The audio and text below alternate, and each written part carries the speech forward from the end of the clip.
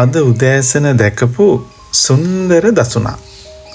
මීදුමත් පින්නත් නිසා භාවනා මධ්‍යස්ථානයේ ඉදිරියෙන් ගලා යන කුඩා ඇලපහර පාර දෙපැස වෙල්යාය ඈතින් පෙනෙන කඳු වලල්ල හරි අපූර්වට දිස් වෙනවා. මොහොතක් හිතන්න, මේ සුන්දරත්වය දැකලා අපි සතුටු වෙනවා. ඒ සතුටු වෙන්නේ හිතෙන්. සමහර අවස්ථාවන් වලදී දරා ගන්න බැරි දුක ශෝකයටපත් වෙනවා. ඒ ශෝකය ඇති කරලා දෙන්නෙත් සිතින්.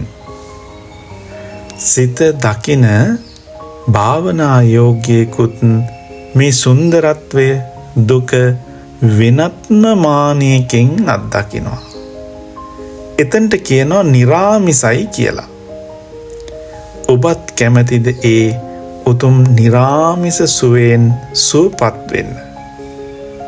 සමත විදර්ශනා වඩලා තමාගේ සිත දකින කෙනෙක් බවට පත් වෙන්න එකතු වන්න. තෙරුවන් සරණයි.